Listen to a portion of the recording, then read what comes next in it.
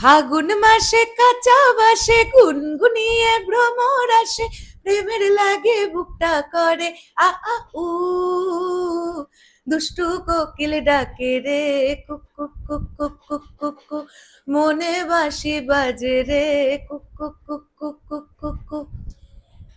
বন্ধুরা, তুফানের রেকর্ড এখনো শেষ হচ্ছে না। রাইহান রাফি তাণ্ডব তৈরি করেছেন ঠিকই, বাট তুফানের রেকর্ডের ধারে কাছেও তাণ্ডব যায়নি। এটা একদম জেনুইন কথা।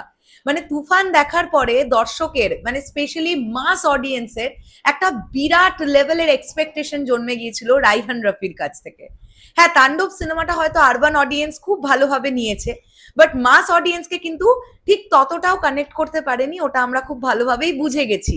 বক্স অফিস কালেকশন বা সিঙ্গেল স্ক্রিনের যে রেজাল্ট, সেটাই আমাদের কাছে প্রমাণ দিয়েছে। বাট তুফানও কিন্তু এই মানুষটাই তৈরি করেছিলেন। আর আমি কিছুদিন আগে তোমাদেরকে বলছিলাম যে কলকাতার আকাশ সেনের কম্পোজিশন আমরা ইদানিংকালে মেগাস্টার শাকিব খানের সিনেমায় পাচ্ছি না কেন?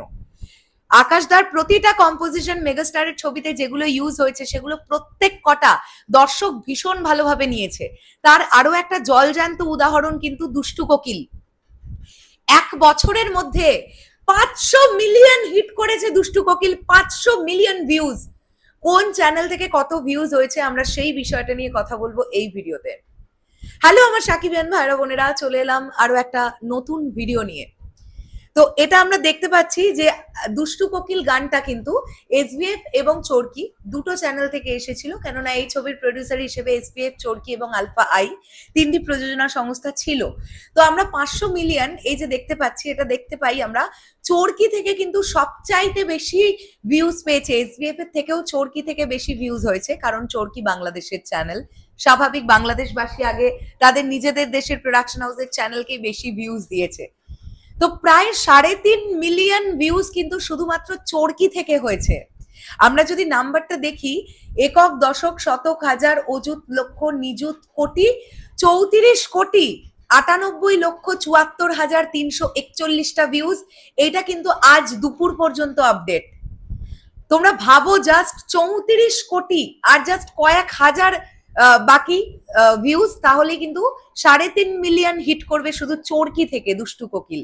আর এসবিএফ এর আমরা দেখতে পাচ্ছি 1.5 মিলিয়ন, মানে হচ্ছে আমরা দেখতে পাচ্ছি এখানে 15 কোটি 90,07,702 জন ভিউজ।